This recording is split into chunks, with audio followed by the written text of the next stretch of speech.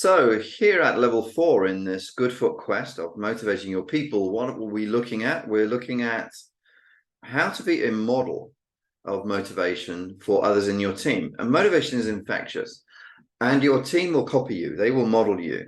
So if you want them to be motivated, how do we bring motivation to them so that they copy and model us? Well, let's have a look at 7 key ingredients that I hope you find useful for building a really good motivational atmosphere and being inspiring in your motivation.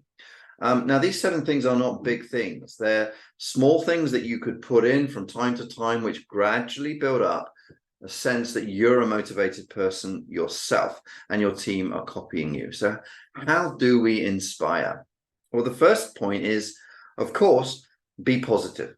Now, positive does not mean naive. It just means, look, it's tough, but we can do it. It means being realistic, but believing in yourself and in the team. We can find a way through this. We will find a way through this. We might need some time to think about it or talk about it, but we will get through this. The positive view of the future is essential to the team to feel motivated to work with you. Display competence. Now, competence doesn't mean that you know all the answers, but people will be inspired by a competent person. People will be motivated by working with a competent manager. So what does competence mean? It means you generally make the right call. It means that you may not know all the answers, but you know where to go to get the answers. You know what process to go through to reach a conclusion. You know who to talk to and how to approach a situation. That's the hub of competence. So as you display that confidence that you can deal with situations, even if you don't know all the details, you'll be seen as competent. Honesty is paramount.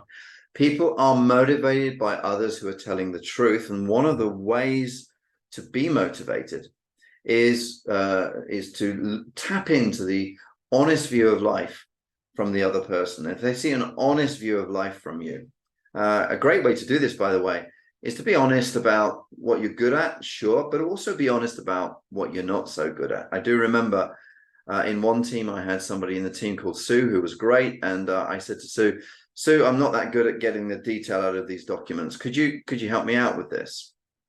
Now, in me admitting that I didn't have a full ability in everything, I needed a bit of help, I was seen to be honest.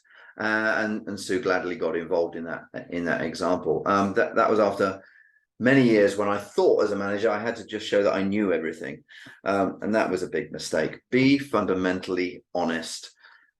Be aware and talk about the future. The future of the organization, the future of the market, the future of the person in the team, because people respect and are inspired by somebody who is future-minded, who wants the future to be good. Now, again, we're not naive, but we talk about the future regularly. We talk about future risks and what to do. We talk about future opportunities and what we're going to do, and future for how the future could pan out, and we'd like it to pan out for your team members, for your team, for your organization. So future-orientated, respected.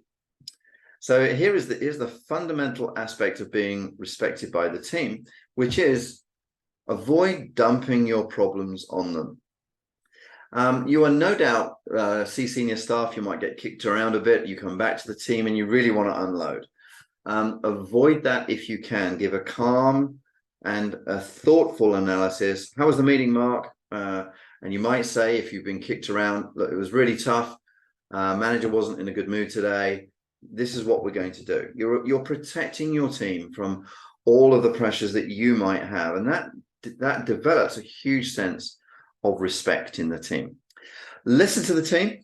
I had this story told me, which I thought was so helpful years back by a good friend who was a builder, a constructor, and built housing estates. And he said to me, look, this is what I do to get people motivated. Get them round the hole at the beginning of the day, and we all stare down the hole and we say, right, what are we going to do? He said, now I know what we're going to do, but they like to be asked. I thought, what a perceptive comment, that people love to be asked what they think They like to be listened to, even if you know the answer. So don't go to people for answers. You're going to people for expression, so they can express themselves back to you. That is inspiring. And the final inspiration is this: protect your people, constantly talking to them about, look, I want to protect your workspace, your workload.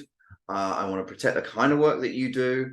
I want to ensure that you're doing what you're doing. There are some things that I can't protect you from, such as big decisions from above, but where I can protect you, where I can protect what you want and the way that you work, that's what I will do. So those 7 ingredients are designed for you to add little pieces of those into conversation, to be a great model for your staff, for your team, so that they will be motivated by being with you.